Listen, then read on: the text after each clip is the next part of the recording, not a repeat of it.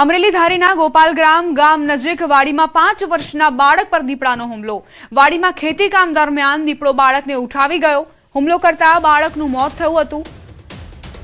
બાળક સાહિલના પિતા અને પરિવાર ખેતમજૂરી કરવા માટે અમરેલી ગયા છે। બાળકને દીપડો ઉઠાવતા સ્થાનિક ખેતમજૂરો સહિત લોકોએ ભારે બૂમાબૂમ કરતા બાળકને મૂકીને દીપડો નાસી ગયો હતો। બાળકનું મોત થતા ખેડૂતોમાં ફફડાટ ફેલાયો છે। વન વિભાગ તેમજ પોલીસની ટીમ ઘટના સ્થળે પહોંચી હતી। મૃતક બાળકને ચલાલા હોસ્પિટલમાં ખસેડાયું। વન્ય પ્રાણીઓના વધતા જતા હુમલાઓ લોકો માટે ચિંતાનો વિષય બન્યા છે, જ્યારે સ્થાનિકો પર સિંહણે હુમલો કર્યાનો પણ દાવો છે।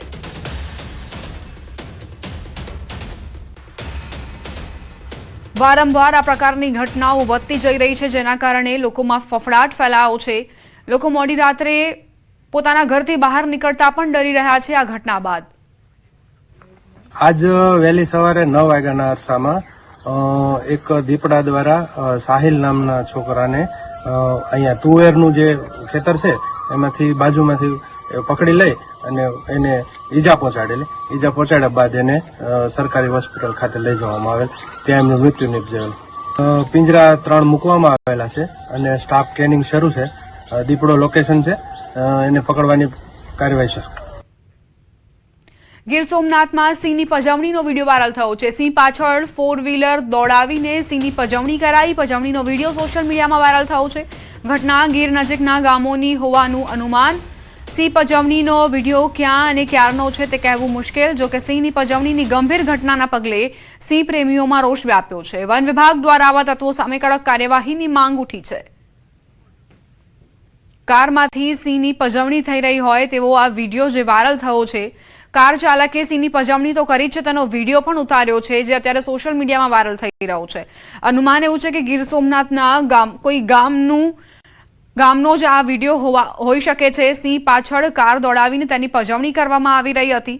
વન વિભાગ કોઈ એક્શન લે, આ વિડીયોની તપાસ કરે અને ત્યારબાદ જે પણ આરોપી હોય તેની સામે કાર્યવાહી થાય તેવી રજૂઆત સિંહ પ્રેમીઓની છે। સમાચાર વડોદરાથી। નંદેસરી બ્રિજ પર વિચિત્ર અકસ્માતમાં ફંગોળાયેલો યુવક હવામાં લટક્યો। વાહનની ટક્કરથી યુવક ઉછળ્યો। શર્ટ થાંભલામાં ફસાઈ જતા યુવક 20 ફૂટ ઊંચાઈએ હવામાં લટક્યો। શર્ટ થાંભલામાં ફસાતા મોપેડ ચાલકનો ચમત્કારિક બચાવ। આણંદના અડાસ ગામનો 20 વર્ષીય સિદ્ધરાજસિંહ મહિડા અકસ્માતમાં ઘાયલ। લોકો જ્યારે બ્રિજ પાસે પહોંચ્યા ત્યારે યુવક બેભાન અવસ્થામાં હતો। રાહદારીઓના પ્રયાસથી બ્રિજ પર લટકતા યુવકને બચાવી લેવાયો છે।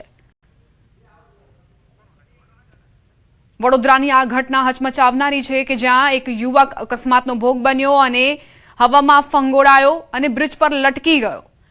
જો કે આ દરમિયાન તે બેભાન અવસ્થામાં પહોંચતા જ આસપાસના જે રાહદારીઓ હતા તેમણે આ રેસ્ક્યુ ઓપરેશન ચલાવ્યું। સંવાદદાતા હાર્દિક જોડાઈ ગયા છે વધુ જાણકારી સાથે। હાર્દિક, કઈ રીતે આ અકસ્માતની ઘટના બની હતી? અત્યારે યુવકની શું સ્થિતિ? બિલકુલ, જો યુવકની વાત કરવામાં આવે તો આણંદ જિલ્લાના અડાસ ગામનો યુવક છે અને તે છૂટક મજૂરી કામ કરે છે। ગઈકાલે તે ઘરે કોઈને પણ કહ્યા વગર વડોદરા ખાતે આવ્યો હતો અને જે નંદેસરી બ્રિજ છે ત્યાંથી પસાર થઈ રહ્યો હતો મોપેડ લઈને। દરમિયાન અજાણ્યા વાહને ટક્કર મારી હતી અને યુવક જે છે તે હવામાં ફંગોળાયો હતો અને દ્રશ્યોમાં પણ જોઈ શકાય છે કે 20 ફૂટ ઉપર એક થાંભલા પર યુવક જે છે તે લટકી રહ્યો છે। રાહદારીઓની નજર પડી અને રાહદારીઓ દ્વારા આ જે યુવક છે તેને બચાવી લેવામાં આવ્યો છે। યુવકને જ્યારે બચાવવામાં આવ્યો ત્યારે તે બેભાન અવસ્થામાં હતો અને ખાસ કરીને વાત કરીએ તો સયાજી હોસ્પિટલ ખાતે તેને ખસેડવામાં આવ્યો છે અને નંદેસરી પોલીસ છે ત્યાં અજાણ્યા વાહન ચાલક સામે ગુનો દાખલ કરવામાં આવ્યો છે અને તેની શોધખોળ જે છે તે શરૂ કરવામાં આવી છે। દીપા, આભાર હાર્દિક જાણકારી આપવા માટે। મોરબીથી સમાચાર। મોરબી એસટી બસ અને લોડર વચ્ચે અકસ્માત। મોરબી જૂના ઘાટીલા રૂટની એસટી બસે ઓવરટેક કર્યો અને સામે આવ્યું લોડર, જેથી એસટી બસ અને લોડર વચ્ચે જોરદાર અકસ્માતની ઘટના બની હતી।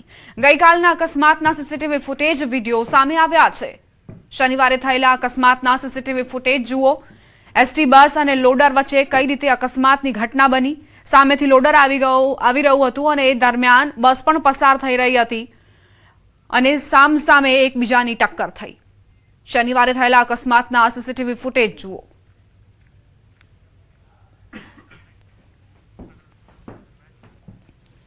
વલસાડના કપરાડા અને દાદરાનગર હવેલીની હદ પર અકસ્માત। એક મોપેડ ચાલકે 3 રાહદારીઓને અડફેટે લીધા। 4ને ઈજા પહોંચી। મોપેડ ચાલક હવામાં ફંગોળાઈને રોડ પર પટકાયો। સમગ્ર ઘટના સીસીટીવી કેમેરામાં કેદ થઈ છે। ઈજાગ્રસ્તોને સારવાર માટે હોસ્પિટલ ખસેડવામાં આવ્યા। સંઘ પ્રદેશ દાદરાનગર હવેલી અને વલસાડના કપરાડાની હદ પર સર્જાયેલા ગંભીર અકસ્માતની ઘટનાના સીસીટીવી વિડીયો સામે આવ્યા। મોરખલ ચેકપોસ્ટ નજીક પૂર ઝડપે પસાર થતા એક મોપેડ ચાલકે રસ્તા પરથી પસાર થતા 3 રાહદારીઓને અડફેટે લીધા હતા। મોપેડની જોરદાર ટક્કર વાગતા જ તમામ 4ને ઈજા થઈ હતી। જો કે મોપેડ ચાલક હવામાં ફંગોળાઈ રોડ પર પટકાયો હતો। આ અકસ્માતની સમગ્ર ઘટના સીસીટીવી કેમેરામાં કેદ થઈ ગઈ છે। ઈજાગ્રસ્તોને સારવાર માટે હોસ્પિટલમાં ખસેડવામાં આવ્યા હતા। સમાચાર ગાંધીનગરથી પોક્સોના આરોપી પર ફાયરિંગ ભાગવાનો પ્રયાસ કરતા પોલીસે ફાયરિંગ કર્યું। રીકન્સ્ટ્રક્શન સમયે ઘટના બની। બાળકી પર દુષ્કર્મની ઘટનાનો હતો આરોપી। બિહારના આરોપીની પોલીસે અટકાયત કરી છે। આરોપીના પગના ભાગે ગોળી વાગી છે। થોડું લાગતું હોય કે ભાઈ 4 વર્ષની દીકરી ઉપર આજે દુષ્કર્મ થયેલું છે તો એ પ્રમાણે પોલીસે એમ કે ટૂંક સમયમાં શોધી કાઢેલ છે તો એ પબ્લિકની અપેક્ષા હોય કે આ આરોપી પકડાવો જોઈએ। આપ માનો છો કે આ પ્રકારના એક્શન કરી સમાજમાં આવી ઘટનાઓ બનતી હતી? યસ,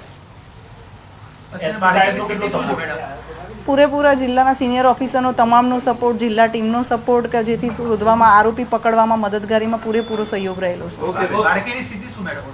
બાળકીની સ્થિતિ બહુ જ સારી છે। અમારે અહીંયા બાળકીના પહેલા જ દિવસથી અમારા અહીંયા સેકન્ડ પીઆઈ છે સિસોદિયા સાહેબ, એમણે બાળકીના પોતાની અંદર એટલું એના એક એવી રીતે લાગણી ઊભી કરી હતી કે જેથી કરીને બાળકી જોડે વાતચીત દરમિયાન વાતચીત કરવાથી કંઈક મળી શકે, ક્લુ મળી શકે તપાસમાં। હવે હિન્દી રહેવા દો।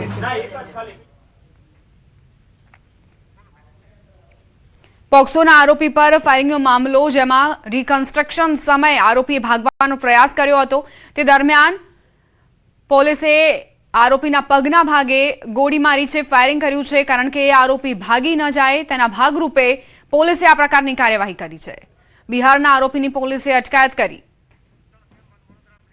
અમદાવાદના પાલડીથી જ્યાં 2 દિવસ પહેલા રાત્રે પોલીસે વકીલ યુવતીને રોકતા યુવતીએ પોલીસ સાથે ગાળાગાળી કરી હતી। યુવતી અપશબ્દો બોલતા પોલીસ કર્મીએ યુવતીને લાફો માર્યો હતો। અત્યાર સુધી આઈડી કાર્ડ પડી જવા બાબતે યુવતીને લાફો માર્યો હોવાનું વિડીયોના આધારે ચર્ચાઈ રહ્યું હતું, પરંતુ ઘટના બાદ પોલીસનો બોડી વોર્ન કેમેરાનો વિડીયો સામે આવતા આ ઘટના કેમ બની તે સ્પષ્ટ થયું છે, જેમાં યુવતીએ આઈડી કાર્ડ ફેંક્યું કે પડ્યું હોવાનું દેખાઈ રહ્યું છે અને યુવતીએ 8 મિનિટમાં પોલીસ કર્મચારીને 16 વખત ગાળો આપી હતી।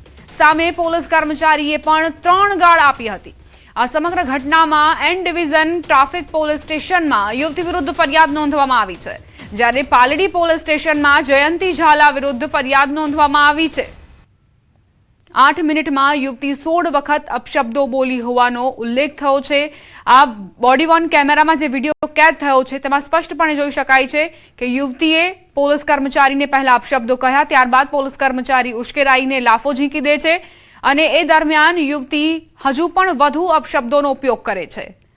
પોલીસે આ નવો વિડીયો જાહેર કર્યો છે, જેમાં આ આખા બબાલની જે શરૂઆત છે તે યુવતીએ કરી હતી। તેણે અપશબ્દો કહ્યા અને ત્યારબાદ પોલીસ કર્મચારીને પણ કોઈ હક નથી કે તે યુવતીને આ રીતે તમાચો ઝીકે, જે બાદ આખો મામલો એ પોલીસ સ્ટેશન સુધી પહોંચ્યો છે। પાલડી પોલીસ સ્ટેશનમાં જયંતી ઝાલા વિરુદ્ધ ફરિયાદ નોંધવામાં આવી છે। સમગ્ર ઘટનામાં એન ડિવિઝન ટ્રાફિક પોલીસ સ્ટેશનમાં યુવતી વિરુદ્ધ ફરિયાદ નોંધવામાં આવી છે। સંવાદદાતા ઋત્વિજ જોડાઈ ગયા છે વધુ જાણકારી સાથે। ઋત્વિજ, શું સામસામે ફરિયાદ દાખલ કરવામાં આવી છે? શું બનાવ હતો અને અત્યારે કેવા પ્રકારની કાર્યવાહી? જી, વાત કરીએ તો જે રીતે સમગ્ર મામલો સામે આવ્યો હતો, વિડીયો વાયરલ થયા બાદ જે તેના પડઘા છે તે ઉચ્ચ પોલીસ અધિકારીઓ સુધી પડ્યા હતા અને સમગ્ર મામલે તપાસના આદેશ આપવામાં આવ્યા હતા। તાત્કાલિક ધોરણે જે પોલીસ હેડ કોન્સ્ટેબલ છે તેઓને ફરજ મોકૂફ કરી દેવામાં આવ્યા હતા। જોકે ત્યારબાદ જે બોડી વોર્ન કેમેરા છે તેમજ અન્ય કેટલાક વિડીયો સામે આવ્યા હતા અને જે વિડીયોની અંદર જણાઈ આવ્યું હતું કે જે યુવતી છે તે યુવતી દ્વારા પણ પોલીસ હેડ કોન્સ્ટેબલને અપશબ્દો બોલવામાં આવ્યા હતા અને તેના જે વિડીયોના આધારે આગળની જે કાર્યવાહી છે તે પોલીસ દ્વારા શરૂ કરી દેવામાં આવી છે। હાલમાં આ સમગ્ર મામલે જે યુવતી છે તેણે પણ જે હેડ કોન્સ્ટેબલ છે તેઓની વિરુદ્ધમાં પાલડી પોલીસ સ્ટેશનમાં ફરિયાદ નોંધાવી છે, જ્યારે હેડ કોન્સ્ટેબલે પણ એન ડિવિઝન ટ્રાફિક પોલીસમાં યુવતી વિરુદ્ધમાં ફરિયાદ નોંધાવી છે। એટલે હાલમાં પોલીસ દ્વારા આ સમગ્ર મામલે બંને વ્યક્તિઓ છે તેઓની ફરિયાદ દાખલ કરીને વધુ કાર્યવાહી શરૂ કરી છે। આભાર ઋત્વિજ, જાણકારી આપવા માટે।